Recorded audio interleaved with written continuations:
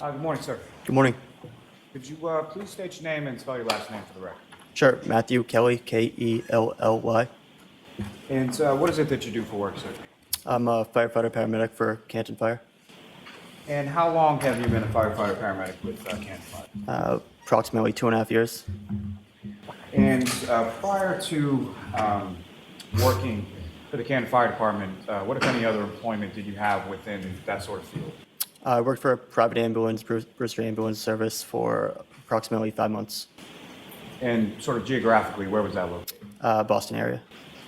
Now, prior to you working as an EMT or a paramedic, you worked as an EMT before working as a paramedic? Correct. Okay.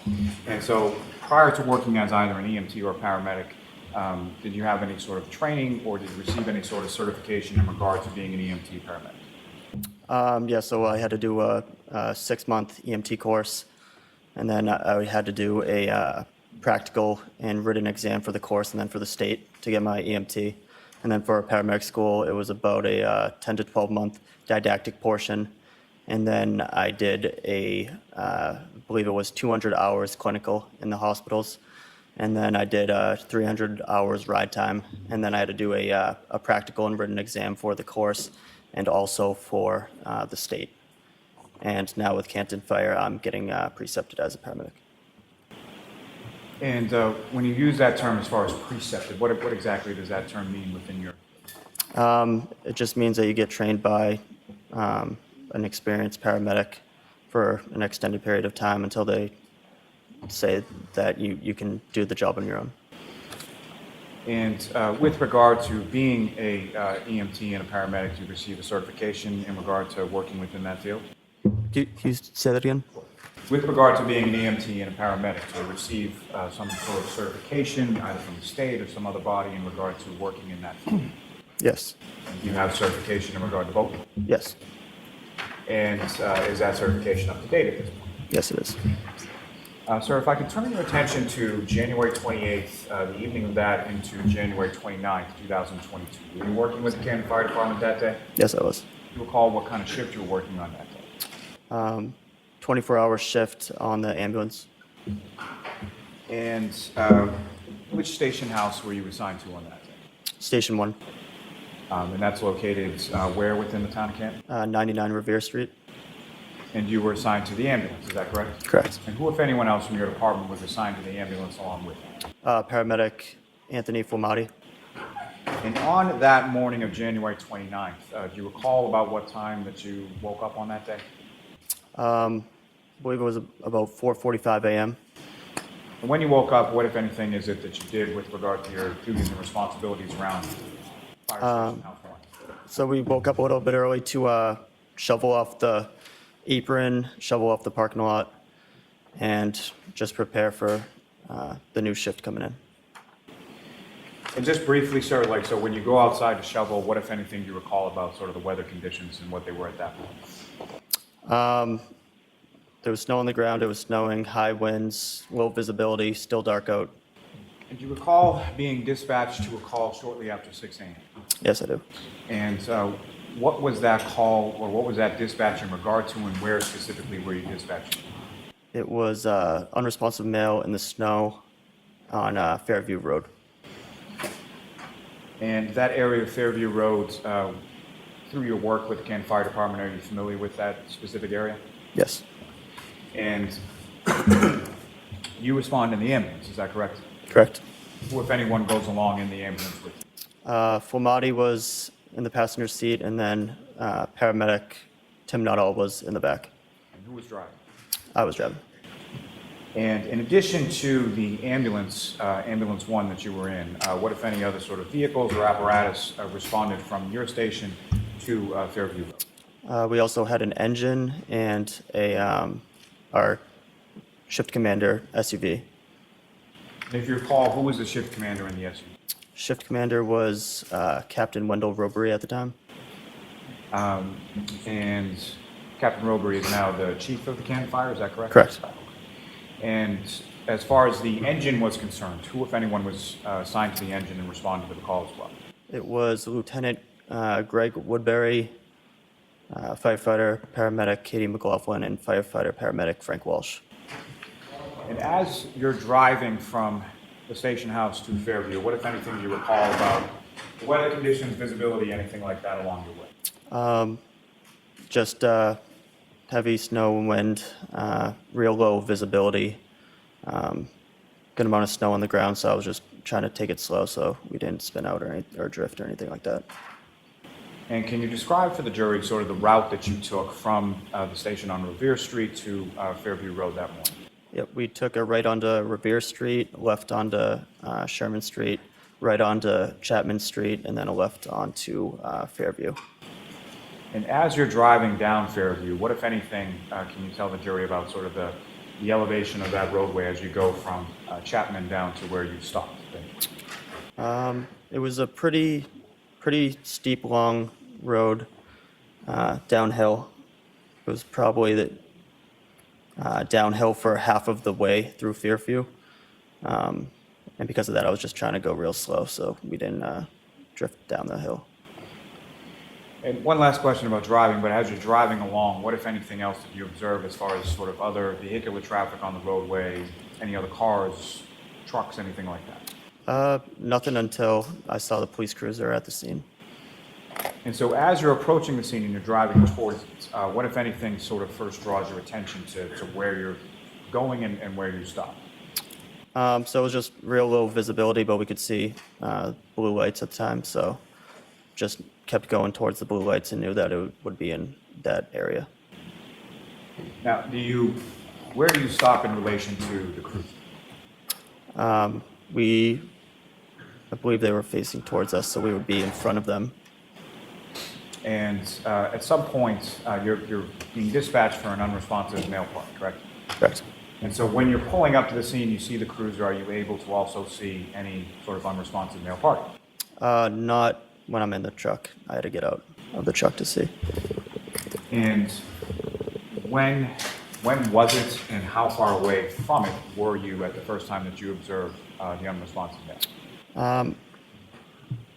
Once I got out of the truck, I was probably had to be about like 5 feet away until I could see the victim. And at this time when you're arriving, sometime shortly after 6 a.m., is it light out, dark out, or something else? It's dark. And just so we can stop saying unresponsive male, at some point you identified who the patient was that you eventually treated and transported? Correct. Okay, and who did you identify him? Mr. O'Keefe. The John O'Keefe, is that correct? Correct. So you get out of the vehicle. You all get out at the same time, is that correct? Relatively, yeah. And where is it that you, Firefighter Famati and Firefighter Nuttall, go? So we first go to pick up some of the bags and stuff that we would need to conduct a arrest, and then we just go straight over to the body and some people that were around there. And with regard to the bags that you retrieved, what kind of bags are we talking? We'd take like a first-in bag that has miscellaneous stuff. We'd take an airway bag, and we would take a cardiac monitor. And when you indicate, as far as where Mr. O'Keefe was, who, if anyone else, or what, if any other people were in that same area? Can you say that one more time? When you first go over to where Mr. O'Keefe is, who, if anyone, or how many other people are in that general area when you get Sure. I remember seeing a police officer and 2 women. And as far as where Mr. O'Keefe was, first of all, how was he positioned in relation to the ground? He was on his back, probably about around a fire hydrant, probably about 5 or so feet from what I saw would be the street. So you believed about 5 or so feet in from the road, correct? Correct. Now, with regard to Mr. O'Keefe, when you first come over, what, if anything, did you observe as far as snow on him or around him or in the area where he was? I don't really recall. Do you recall how Mr. O'Keefe was dressed when you first get over there? I believe he was wearing a hoodie, like a sweatshirt, and jeans, and remember he had one shoe on, but forget which shoe it was. You don't recall which shoe it was, but there was one shoe on his foot at that point? Correct.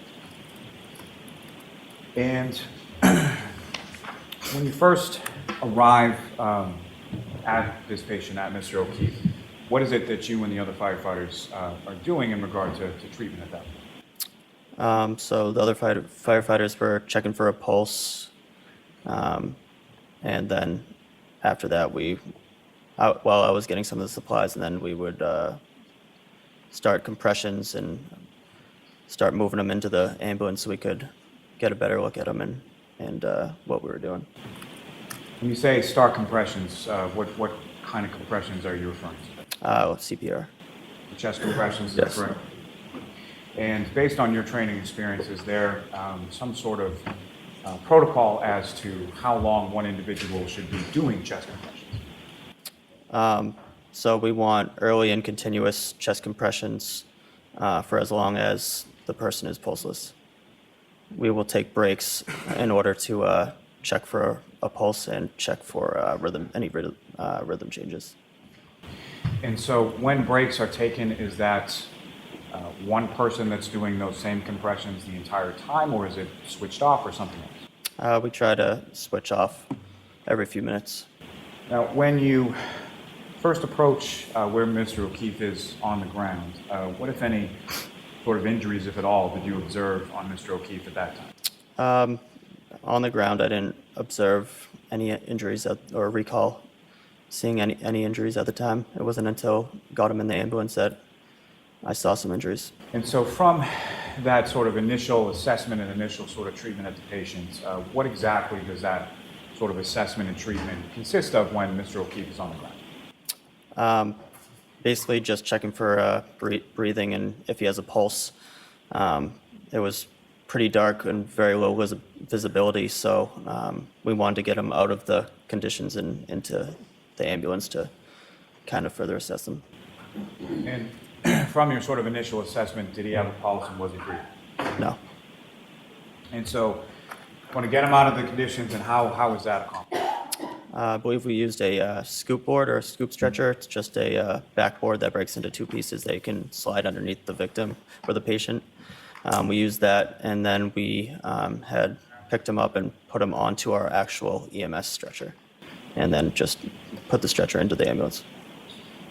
And where was the stretcher sort of placed in regard to where, or in relation to where Mr. O'Keefe was 5 feet off the roadway? I don't recall. Now, once you get to the ambulance, what, if any, difference did you notice between sort of the lighting in the ambulance versus the lighting outside on the lawn? So there was very low visibility outside. There was great visibility inside with lighting all around the back of the ambulance. And so once you're in the back of the ambulance, what, if anything, did you observe or note at that point in regard to any injuries you observed to Mr. O'Keefe? He had like a swollen black and blue right eye, and he had some blood around his mouth. Now, as far as Mr. O'Keefe was concerned, during treatment, you're touching or making contact with Mr. O'Keefe's body, correct? Correct. And during the course of that, what, if any, observations or what, if anything, did you note in regard to sort of tactile observations of Mr. O'Keefe? He was very cold to touch, very stiff, almost frozen-like. Yeah. Now, at some point during the course of your treatment in the back of the ambulance, are his clothes removed? Yes. And why is that? It's just so we can try to examine his full body for any other injuries. And there's some concern for cardiac arrest, correct? Correct. Can you explain, are you familiar with that term? Yes. Can you explain to the jury what your understanding based on your training experience is as what is cardiac arrest? Sure. It would be when a person has a lethal cardiac rhythm where they no longer have a pulse. Now, once the clothes, as far as being removed, how are they physically, how are they removed? I believe they were probably cut off with trauma shears. And once the clothes are removed with trauma shears, what, if any, additional observations did you make of injuries to Mr. O'Keefe's body? There was some lacerations on his right upper extremity. Now, the chest compressions that you were talking about, was that continuous throughout the patient care with respect to Mr. O'Keefe? Yes. And in addition to that, what, if anything, was done with respect to body temperature for Mr. O'Keefe once in the back of the ambulance? So we did some rewarming, so we did heat blankets and warm fluids. And as the chest compressions continue in the back of the ambulance, what, if anything, did you observe with regard to Mr. O'Keefe's nose or mouth? I remember that there was some blood or vomit or bile coming out of his mouth. Now, turning your attention to back outside of the ambulance, taking you back there for a moment. You indicated in your testimony that when you arrived there, you observed two females in the area where Mr. O'Keefe was. Is that correct? Correct. Can you describe anything as far as what they looked like or anything about those two females that you saw? I just remember they were white, looked to be between 35 and 45 years old, I would say, and average build and height. What, if any, sort of distinguishing characteristic did you observe between one or the other? I remember one had some red stuff around her mouth. I was thinking it could be blood. And that individual that you observed with red stuff that you thought could be blood around her mouth, what, if any, observation did you make of her as far as her demeanor or anything like that? She was just acting kind of erratic and kind of running around screaming different things. And as far as the different things that she was screaming, what, if anything, do you recall specifically hearing her screaming when she was running around? It was just something like, "He's dead, he's fucking dead." Was that something that she said once or more than once or something? At least twice. As far as that sort of phraseology, was that consistent throughout? I would say so, yes. Now, when you enter the ambulance, does the patient care continue, obviously, with Mr. O'Keefe? Yes. And if you recall, who was sort of involved in that patient care in the back of the ambulance? Me, Nuttall, Flamati, Woodbury,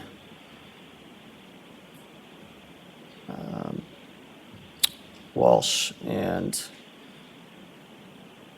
McLaughlin came in a little bit later. I'm not sure if she did any patient care or not. The majority of the people from your department that responded to the scene at one point or another were involved in patient care with regard to Mr. O'Keefe. Correct. Now, you drove the ambulance to Fairview, is that correct? Correct. And so for the transport from Fairview, what hospital did you go to? Good Samaritan. So for the transport from Fairview to Good Samaritan, who drove the ambulance then? McLaughlin. And so Firefighter McLaughlin's driving. Where are you located within the ambulance? I was in the back with Nuttall and Flamati. And, do you recall sort of specifically what, if anything, you were doing with regard to patient care during the transport phase? So I was just helping them. Transport phase, I was doing compressions before, but we had switched them over to a automatic compression device. So I was just involved in helping ventilate and suction. And was there who, if anyone else in the back of the ambulance was also sort of working on the airway portion, do you recall? I believe Nuttall, and I forget who else. Now, during the course of transport from the scene when you arrived to Good Samaritan, what, if any, change did you note in reference to Mr. O'Keefe as far as heart activity, respiratory, anything of the like? No changes. Ms. Gilman, if I could ask for exhibit number 9, please. Firefighter Kelly, I'm just directing your attention to the screen and what's been marked as exhibit number 9. Do you recognize that? Yes. And what do you recognize that to be? The location of the scene. For the house that you responded to on January 29th, is that correct? Correct. And Ms. Gilman, if I could also have exhibit number 18. And again, sir, just directing your attention to the screen, do you recognize the photograph that's up on the screen? Yes. What's depicted in that photograph? The location of the scene, again. Sort of a different view of the same home, is that correct? Correct. May I approach the witness, Sean? Yes.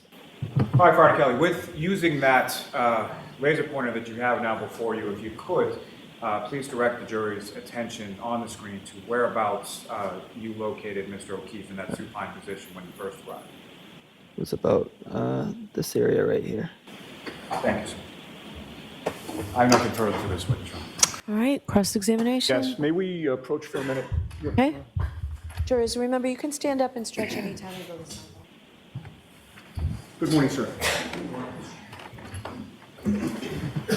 Mr. Kelly, you and I have never met before, correct? Correct. We've never had a conversation Correct. in or out of court. Correct. Now, with regard to the clothing that John O'Keefe was wearing when you came upon him, I believe you remembered that he had on a pair of jeans, To the best of my recollection, yes. and you remembered that he had a hoodie sweatshirt, Yes. and what also stuck out in your mind is that he had only one shoe on, correct? Correct. From your memory, you're not sure if it was the left or the right shoe, but it was one of those, correct? Correct. And you did not see another shoe or the matching shoe in the area anywhere around where he was lying, correct? Correct. And to your memory, you never saw that other shoe, correct? Correct. Now, with regard to the removal of the clothing, I believe you testified before this jury on direct examination that trauma shears would have been used. Is that accurate? Yes. And what do those look like? How big are they? And if you could describe them. They're about this big, so say 6 inches, and they have usually like a plastic or metal handle, and then just kind of 2 curved blades that are used to cut. And are they essentially a large pair of scissors? Yes. And are they sharp in terms of the blades? Yes. And they need to be somewhat, heavy duty because you don't know what type of clothing you're going to have to cut through, correct? Correct. Where was it that the trauma shears were used in order to start to remove John O'Keefe's clothing that morning? I don't recall. Do you recall if it was before he was put into the ambulance, during the ambulance ride, or after he was at the hospital? I believe it would, I don't recall, but I believe it would be in the ambulance. I'm sorry, there's a little bit of noise. Could you repeat that? Sure. I don't recall, but I believe it would be in the ambulance. In the ambulance. And you wouldn't have waited until you got to the hospital because there was a reason why you were taking the clothes off, correct? Correct. And what was that reason? To look for any other injuries that the patient might have. And that was a priority as you were treating him, correct? Correct. You don't think that you cut off his clothes before you put him in the ambulance, correct? Correct. And you don't think that, and when I say you, I mean your team. Right. You don't think your team cut off the clothes after he was out of the ambulance, correct? Correct. So it was sometime during the ride. Correct. Do you recall who it was that actually used the trauma shears along that ride? No. Do you recall at what point during the ride? Would it have been sort of the beginning of the ride, or would it have been toward the end? Toward the beginning. Now, with regard to the clothing that was cut, do you recall if it was the sweatshirt, the jeans, or both? I don't recall. Do you think, or is your memory that the hoodie sweatshirt was left on him without being cut?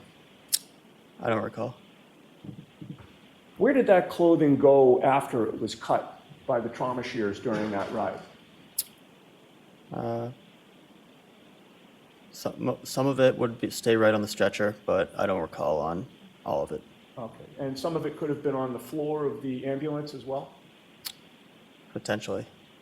And then once the ambulance arrives at the hospital, what is the protocol regarding the clothing that had been cut? It gets transferred over to the RN in charge of the patient and usually stays in their room. Usually they'll put it in some sort of bag. Okay, and is the clothing put in the bag Does somebody meet you out at the ambulance in order to collect the clothing, or do you bring the clothing into the hospital in order to transfer it to an RN? We bring it in. And do you recall who it was that brought in that clothing? No. Who was with you at that time going into the hospital from the ambulance? Not all in Flamati. So it had to be one of the three of you that delivered that clothing to an RN, correct? Correct. Do you know if all the clothing was delivered to an RN or if some stayed in the ambulance? I don't recall. And once you give the clothing to the RN, do you see where she takes it? I don't recall. Did you go into the treatment room wherever John O'Keefe was brought once he was at the hospital? Yes. And you had previously testified that you believed the clothing would have been brought in with him, correct? Correct. Do you have a memory of seeing that clothing within that treatment room at the hospital? I don't recall. Do you recall seeing the clothing on the floor? I don't recall. Okay. Now let's get back to when you first arrived on scene. And actually, but before I get to that, I did want to ask you a couple of questions about where you were at in terms of your career on January 28th, 29th. You were a fairly new firefighter, Correct. and you were conscious, you had been trained not long before January 29th, right? It was within several months? 2 months, yeah. Oh, within 2 months, okay. And your priority as a new firefighter was to follow your training, correct? Correct. It was fresh in your mind. Correct. You wanted to do things the right way, correct? Correct. And particularly at the beginning of your career, you don't want to develop any bad habits, correct? Correct. And you were following protocol once you got to the scene as best you could, correct? Correct. I believe you testified on direct examination that when the ambulance got to 34 Fairview, as soon as it was parked, you and Anthony Flamati went straight to the body, correct? I don't recall saying that. I wasn't sure who went straight to the body. I said some of us got some supplies. Okay. I thought your testimony, correct me if I'm wrong, but I thought your testimony was that you may have gotten some supplies, but then you and Flamati went straight to the body. Yes, so we did, me and Nuttall. Got supplies? Me and Nuttall went to the body. All right, where was, But we didn't go straight there. We got supplies first and then went to the body. Or I got supplies first and then went to the body. okay. How long did it take you to get supplies? Probably within a minute, I would say. Okay. And where was Flamati when you were getting supplies? I don't recall. Once you got to the body, who assisted you with regard to treating John O'Keefe? I believe it would be the people who were on scene with me. Who would that have been? Flamati, Nuttall, Walsh, McLaughlin, Woodbury, and Robery. Okay. So is it your testimony that your memory is that 5, 6, however many people were there with you, all were hovered over John O'Keefe doing treatment on him? Not treatment, but getting supplies, getting the stretcher. We're all working together, but we weren't all involved in the treatment portion. Sure, and the treatment was essentially CPR, correct? Correct. Chest compressions, Yes. and dealing with his airway as well? Correct. Which of your coworkers and/or you were directly involved with the CPR, the chest compressions, and the airway issues? I recall that I was doing compressions and helping suction and ventilate in the ambulance, but I do not recall who else was partaking in that. Okay. So let's talk about when John O'Keefe was put on the scoop stretcher and then ultimately taken to the ambulance. Who was with you when that was occurring? So it would have been Me, Nuttall, Flamati, and Ropery, I believe, were trying to get him on the scoop. And then I believe the engine guys were trying to get the stretcher. Who are the engine guys? That would be Walsh. It must have been Walsh, Woodbury, and McLaughlin, but I don't recall who exactly was getting it. All right, so your memory is that yourself, Nuttall, and Flamati were loading John O'Keefe onto the scoop, I believe so, yeah. and then from the scoop, he's put on a stretcher? Correct. And then who would it have been that wheeled the stretcher to the ambulance? I don't recall who it was. You? I don't recall. So you have no memory of who would have taken John O'Keefe on that stretcher into the back of the ambulance? I don't recall who actually did it, but it would just be whoever's in the best location at the time to move the stretcher. All right, do you have a memory of John O'Keefe going into the back of the ambulance? Not a clear memory, no. Who went into the ambulance with him? Me, Nuttall, Flamati, Walsh, Woodbury. Okay. And by the way, once he's on the scoop and then put on the stretcher, the priority is to get him into that ambulance, correct? Correct. And part of the reason for that is he was cold, correct? Yes, sir. And your priority was you wanted to warm him up, correct? Correct. And the best place to do that would have been the inside of that ambulance, correct? Correct. So it wasn't that he was put on the stretcher and then there was some detour in terms of where he was taken. You made or whoever took him, made a beeline for the back of that ambulance in order to get him warm, correct? Correct. And once he's in the ambulance, the priority at that point would be to close the doors of the ambulance, correct? Correct. Because if you leave the doors open, there's a blizzard outside, correct? Objection. Sustained. Let's go ahead, Mr. United. Keep moving forward, please. And so the doors were closed to the ambulance, correct? At some point, yes. All right. And inside the doors of that ambulance, as you testified, was at least, not naming everybody, but at least you and Nuttall and Flamati, correct? Correct. And once those doors were closed to the ambulance, none of you left the ambulance, correct?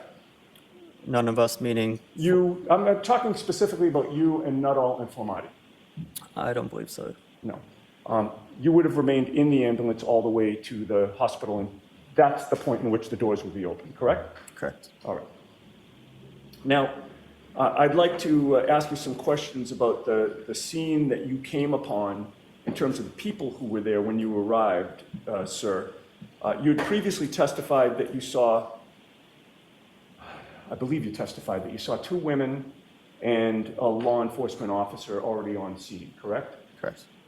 One of those women appeared to have blood around her mouth, correct?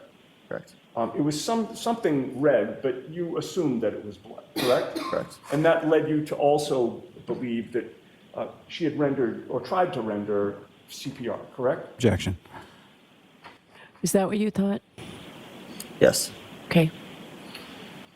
And while you were on scene, it was the woman who had the blood around her mouth who appeared to be most upset, correct? Correct. She was really upset, correct? Yes. Would you go so far as to say she was distraught, Yes. hysterical, Yes. frantic? Yes. And you heard her say, he's dead, he's fucking dead, something like that, correct? Correct. And she didn't say it in the tone of voice that I just said it, correct? Correct. She was screaming when she said that, correct? Correct. It was very easy for you to discern that her words were, he's dead, he's fucking dead, correct? Correct. And she repeated it more than once, correct? Correct. And it's fair to say that at no point in time did you ever hear her say, I hit him, I hit him, I hit him, correct? Correct. And you would agree with me sir, that you have been extremely consistent in terms of your memory of what she said, correct? Correct. You've been asked these questions not for the first time by Mr. Lally or me in court today.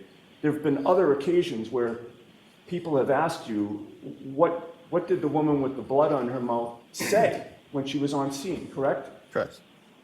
You were asked that by Trooper Proctor on February 9th of 2022, correct? I don't recall. You know, it's probably unfair of me to say the date, but you do recall speaking to a state trooper not long after these incidents, correct? Correct. And to that state trooper, you told him that what she said was, he's dead, he's fucking dead, correct? I don't recall.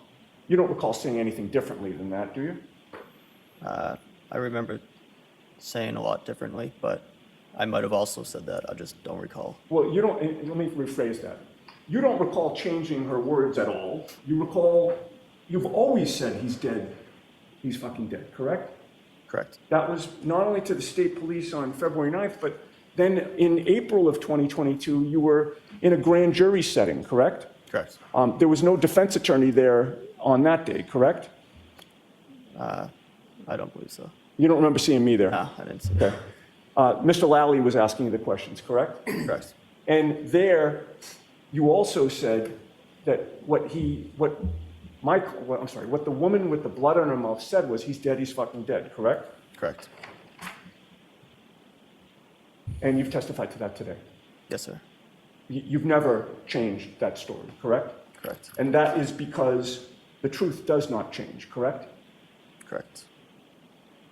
All right. At this point, I'd like to play a 15-second portion of a video, which I would offer as the next exhibit, Your Honor. Okay, so we'll watch it and then you Thank can you offer very it. much. With no narration, right? Never. And before you start, I'm not as interested in the video, sir. I'm interested in the audio. So if you could, listen as best you can. Sure.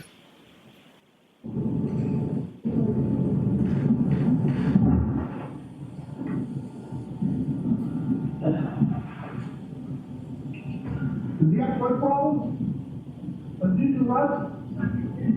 Does he do drugs? Huh?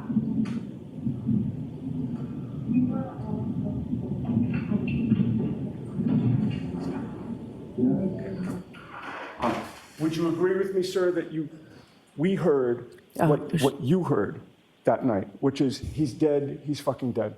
It was kind of hard for me to hear. I heard about, does he do drugs? I couldn't really hear the background. If I may have a moment, Ron. Okay, May we approach? okay. Mr. Kelly, I got permission to play it one more time. I'll try my best. So again, and by the way, before it's queued up, I would direct your attention more toward the beginning of that 15 seconds. As there are things that happen, I think, that you heard at the end, but you tell us if you can hear, or what you can hear. Okay.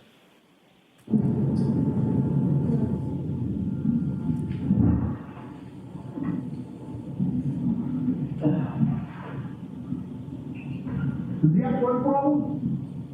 Does he do drugs? Does he do drugs? Huh? That's enough. What did you hear? I heard someone say fucking dead. Thank you, sir. Okay. Any redirect? Mr. Kelly, from that video that was just up on the screen, you indicated that when you got to the scene, you saw the cruiser and parked sort of behind the cruiser, correct? Around the cruiser, yeah. So from that video, you didn't see the ambulance that you were driving anywhere in, correct? Correct. You have no idea whether or not you were even on scene at that time that any of those statements that were made in that video were made, correct? Correct. Now, as far as patient care was concerned, were sort of all of you, being yourself, Firefighter Flamati, Firefighter Nuttall, Firefighter McLaughlin, Firefighter Walsh, Firefighter Woodbury, were you all together all the time, or were you doing separate things in separate places during the course of your time on scene? Separate things in separate places, yeah. So fair to say that everything that you heard may not be everything that someone else that was there from your department that day heard, correct? Correct. And conversely, something that someone else heard may not be necessarily something that you were in a position to hear that day, correct? Correct. You also asked some questions about sort of using the shears and cutting off Mr. O'Keefe's clothing during the ride. Is it your testimony that that was in the back of the ambulance, correct? Correct. Okay, was that during the transport, or was that prior? Would you be utilizing shears on a patient, cutting off clothing while the ambulance is in transit? No. Okay. So if it was in the back of the ambulance, that would have been prior to the ambulance leaving the scene and going to Good Samaritan, correct? Correct. Nothing further. Your Honor, the only thing I would offer is the video that I played. I All have right, it. so we will do that. Thank So, you. Mr. Clerk, it's already been pre-marked, right? Do you not have it, Nancy? Okay. I'm sorry, I was mistaken. It has not been pre-marked. The exhibit 380. Thank you. Thank you. All right, so we're all set? Yes, thank you, Your Honor. Okay. Thank you, you're all set, sir. Thank you.